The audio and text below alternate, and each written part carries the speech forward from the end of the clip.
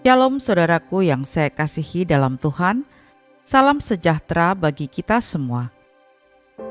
Mari sebelum kita mendengarkan firman Tuhan, kita bersatu hati, kita berdoa. Bapa di surga, Bapa yang kami panggil di dalam nama Tuhan Yesus Kristus, kami bersyukur buat hari yang baru ini, kalau kami ada sebagaimana kami ada, semua karena kasih setiamu. Saat ini Tuhan, kembali lagi kami anak-anak-Mu, kami akan mendengarkan dan merenungkan firman Tuhan. Berkatilah kami, berikanlah kami hikmat-Mu agar kami boleh mengerti setiap firman yang akan kami dengar. Di dalam nama Tuhan Yesus kami berdoa. Amin. Renungan firman Tuhan hari ini berjudul, Jadilah kepadamu menurut imanmu. Ayat firman Tuhan terambil dalam Matius 9 ayat 27 sampai 31. Ketika Yesus meneruskan perjalanannya dari sana, 2 orang buta mengikutinya sambil berseru-seru dan berkata, "Kasihanilah kami, hai anak Daud." Setelah Yesus masuk ke dalam sebuah rumah, datanglah kedua orang buta itu kepadanya, dan Yesus berkata kepada mereka, "Percayakah kamu bahwa aku dapat melakukannya?" Mereka menjawab, "Ya Tuhan, kami percaya." Lalu Yesus menjamah mata mereka sambil berkata, "Jadilah kepadamu menurut imanmu." Maka meleklah mata mereka, dan Yesus pun dengan tegas berpesan kepada mereka, katanya, "Jagalah supaya jangan seorang pun mengetahui hal ini." Tetapi mereka keluar dan memasyurkan dia ke seluruh daerah itu. Saudaraku yang saya kasihi, seringkali kita tidak mengerti mengapa banyak orang Kristen yang tidak mendapatkan jawaban doa, kelepasan, atau pertolongan dari persoalan yang dialami. Padahal mereka sudah bertekun berdoa, rajin beribadah, dan bahkan sudah terlibat dalam pelayanan. Apakah kuasa Tuhan sudah berkurang? Apakah Tuhan tidak lagi mengasihi dan mempedulikan anak-anak-Nya? Ada banyak faktor yang terkadang membuat Tuhan harus menjawab tidak, atau Tuhan menjawab tunggu untuk doa-doa yang kita minta. Saudaraku yang saya kasihi, bagaimana kelepasan, pemulihan, dan kesembuhan itu terjadi atas 2 orang buta yang mengikuti Tuhan Yesus? Kedua orang buta itu berseru-seru kepada Tuhan. Mereka berseru, "Kasihanilah kami, hai anak Daud." Saudaraku yang saya kasihi, berseru-seru saja tidak dapat menyembuhkan.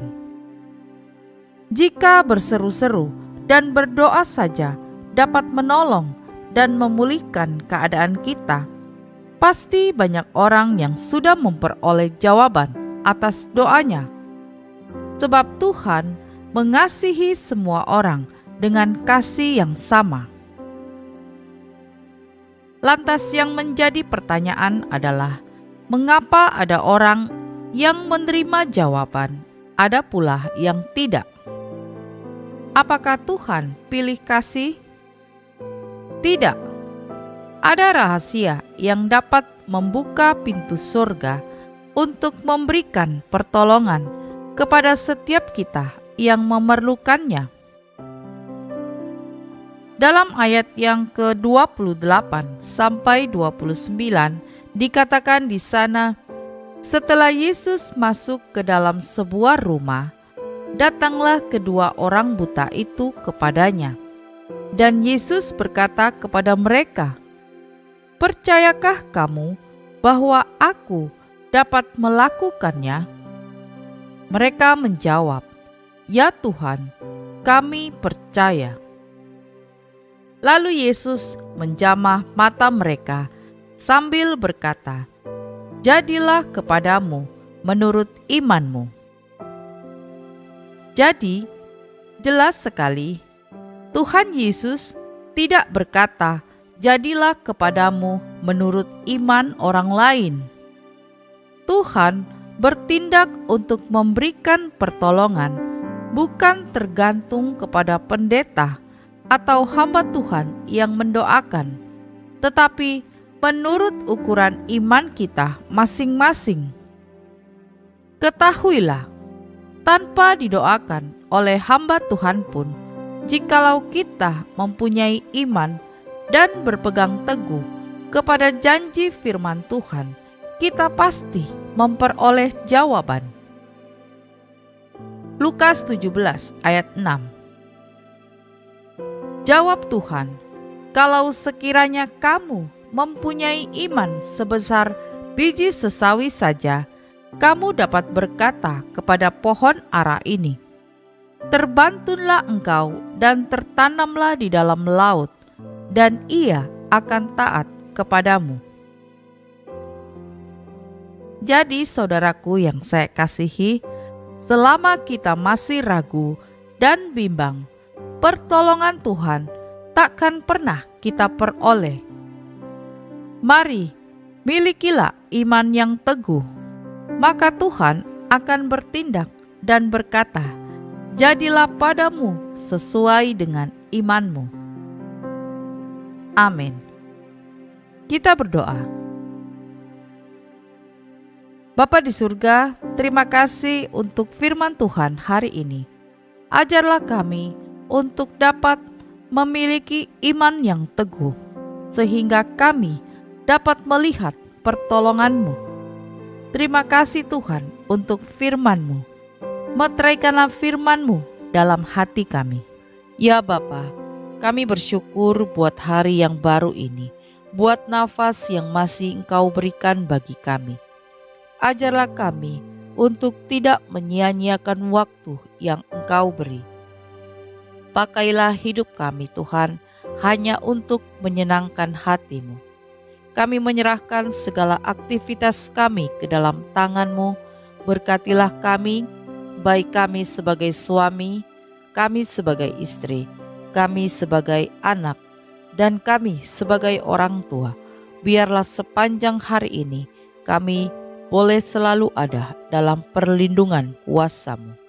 Ya Tuhan, berkatilah segala pekerjaan kami, usaha kami, bisnis kami, apapun yang kami kerjakan, kami serahkan ke dalam tangan Tuhan.